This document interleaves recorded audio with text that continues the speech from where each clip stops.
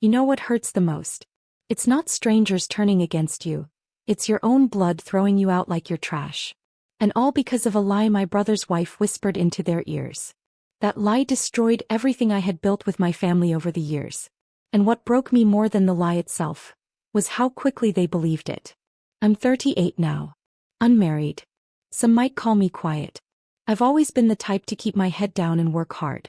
No drama. No demands. Just loyal. That's who I was. And maybe that was my mistake, thinking loyalty would be enough to keep me safe. My father used to say I was his strength. I took care of the house when Mom got sick. I raised my younger brother like he was my own child.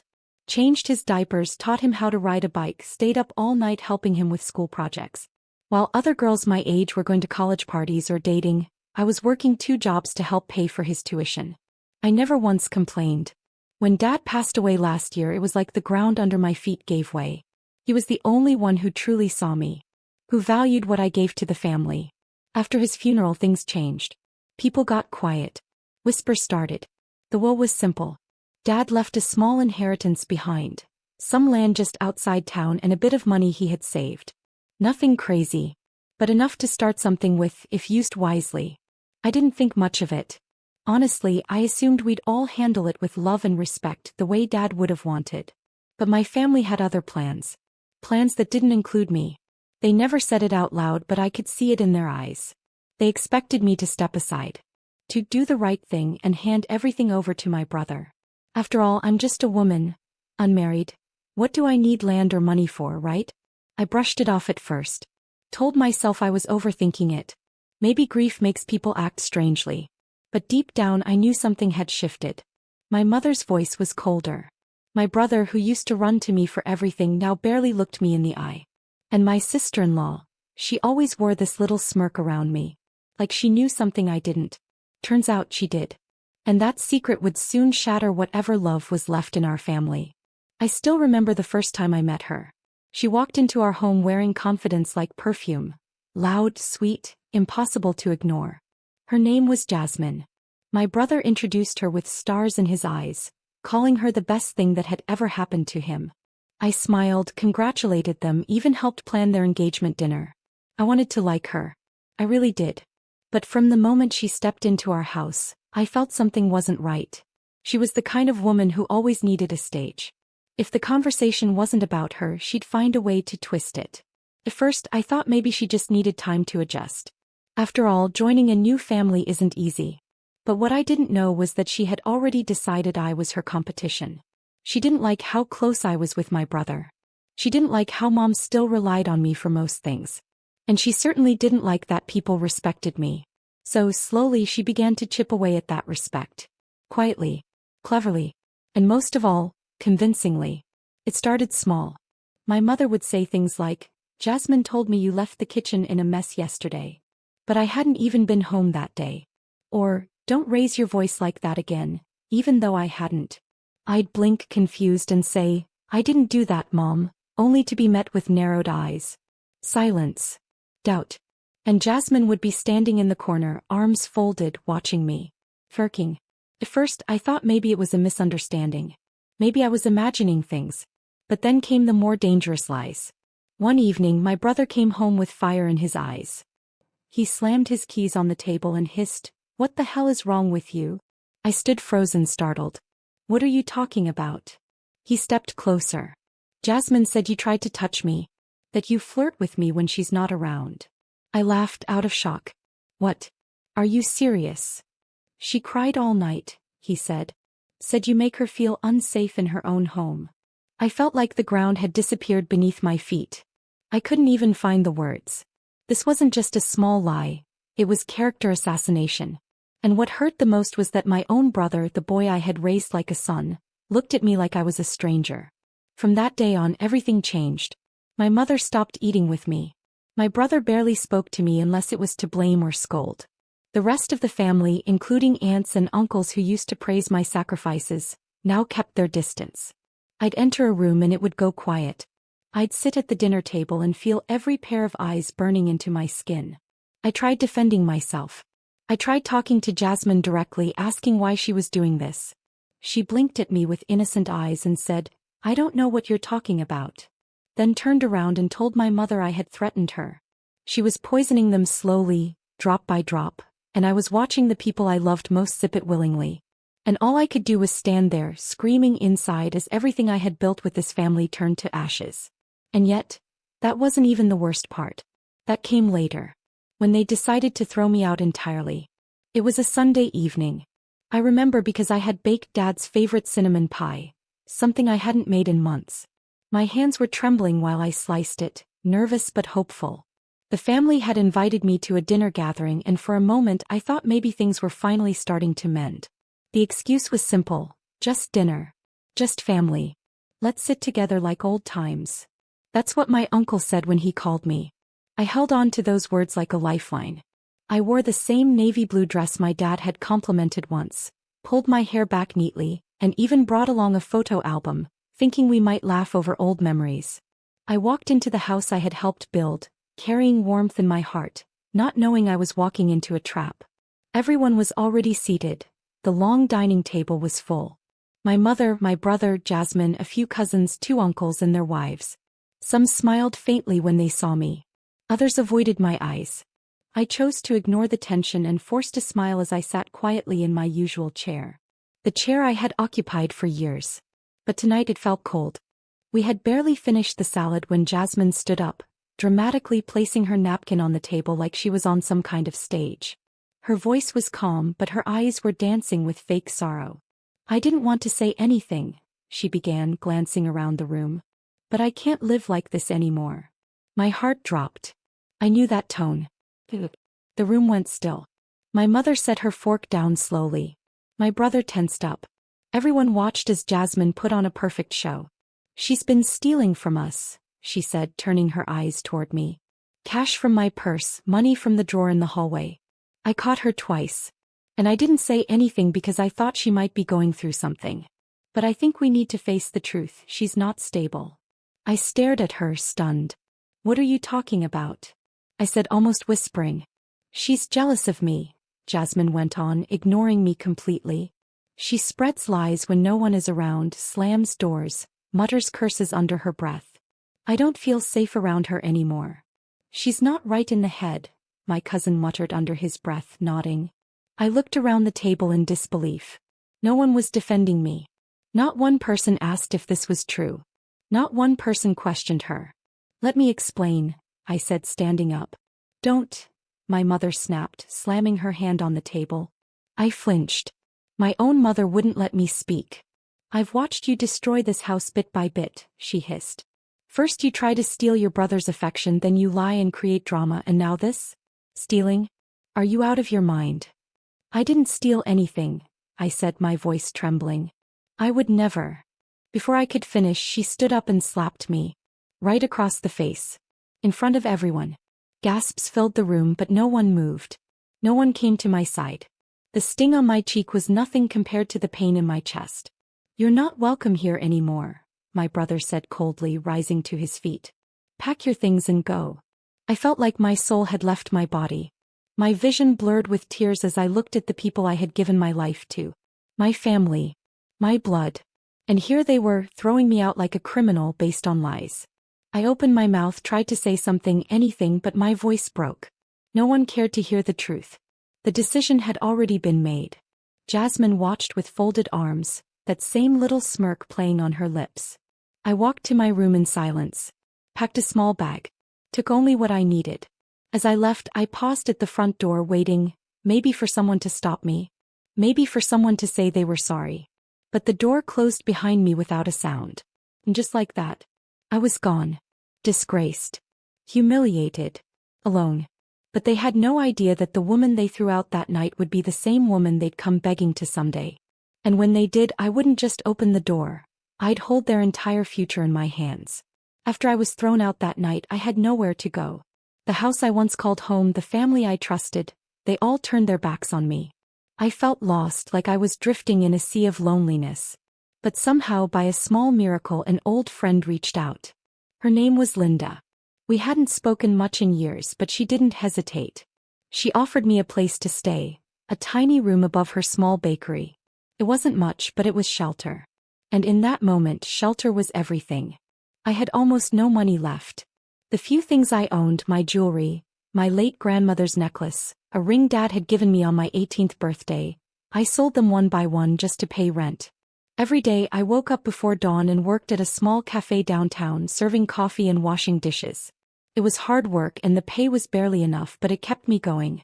Every night, I lay on the thin mattress in that little room, tired but determined. There were moments when I cried myself to sleep. Moments when I wondered if I had made a mistake, if I should have just accepted the lies and stayed silent. But deep down I knew I had to fight for my future. For my dignity. With time I found a small library near the bakery. I started borrowing books about money, business, and real estate. I even signed up for free online courses. At first it was just to distract myself, but soon it became a passion. I was fascinated by how property worked, how a small investment here could grow into something much bigger. I studied late into the nights after long shifts. Linda often found me scribbling notes or staring at my laptop screen with tired eyes, but she never said a word. She just smiled and brought me a cup of tea. Slowly I saved every penny. I managed to scrape together enough to buy a tiny fixer-upper house in a quiet neighborhood. It wasn't much, a small, worn-down place that most people would have passed by. But I saw potential. I spent months fixing it up little by little, using every skill I could learn online. I painted walls, fixed leaks, and cleaned every corner until it shone. When I finally sold that house, the profit wasn't huge, but it was a start. That first success gave me the confidence I needed. I reinvested every dollar, buying more properties, flipping them, and slowly building a small but growing real estate business. Kept my life quiet. No social media posts, no announcements. I didn't want my family or anyone else to know what I was doing. I didn't want to be seen as a victim or a charity case. I was building something for myself, on my own terms. Years passed, and with every deal my knowledge grew. I hired contractors, learned negotiation tactics, and started investing in rental properties that brought steady income. The little empire I was building was becoming real. Most days I worked alone, surrounded by paperwork and phone calls. But I felt stronger than ever. I had learned to trust myself again. I never once tried to contact my family. I wasn't ready, not yet. They had rejected me when I was down. Now I wanted to rise quietly without their approval or interference. The woman they threw out like trash was no longer the same girl. I was becoming someone they would regret losing. Someone who would one day hold the key to their world. But that day was still far ahead. For now, I focused on every new property, every new lesson, and every step forward. One quiet, steady step at a time. Years had passed since I was cast out, living quietly and building my little empire. Then one morning I received unexpected news that shook everything I thought I knew about my family. Dad's old farmland, the land that had been in our family for generations, was suddenly the center of a new development project. The city planners were building a commercial complex nearby, and the value of that land had skyrocketed overnight. I remembered that Dad had left a will, one he never spoke much about. After I lost contact with the family, I had assumed everything was already divided. But it turned out the farmland was left solely to me. I was stunned. Suddenly, I held a key to millions, something they had overlooked in their rush to throw me away. Word must have spread fast because soon enough my phone started ringing. It was a distant cousin I barely knew, someone who had never shown much interest in me before. But now her tone was different, soft, almost caring. "We need to talk," she said one afternoon. "It's about the farm and the inheritance. The family wants to make sure everything is settled. They want you to come home just to discuss things." For a moment I hesitated. Should I respond? Could I trust them? After everything, why now? But something inside me told me to listen. Maybe this was my chance, not just for money but to finally face the people who had thrown me away. I agreed to meet. When the day came, I dressed simply but neatly. I wanted to appear calm, even innocent. I wasn't there to show power or anger, just to observe, to understand. The meeting was held at a local cafe, a neutral place far from family homes. When I arrived, my cousin greeted me with a warm smile, something I hadn't seen from the family in years. She started talking about the farm, the potential profits, and how they needed my signature to move forward. Her words were smooth, practiced. I nodded, listening carefully, pretending to be just another relative interested in the family legacy. But inside I was already planning. I knew I wasn't going to make it easy for them. They had ignored me for so long, doubted me and thrown me away. Now it was my turn to decide how this would end. I let them think they had me fooled for now. But they had no idea that the quiet woman they had rejected was already 2 steps ahead. The day finally came for the inheritance signing lunch. I had invited them to. I made sure to choose a quiet, elegant restaurant. One that gave the perfect impression of a peaceful family gathering. My family arrived, dressed up and smiling, acting as if nothing had ever happened. The same people who had thrown me out, ignored me and turned their backs on me were now here, hoping to claim what they thought was theirs. I welcomed them warmly, keeping my calm while inside I felt a storm brewing. We sat around the long table.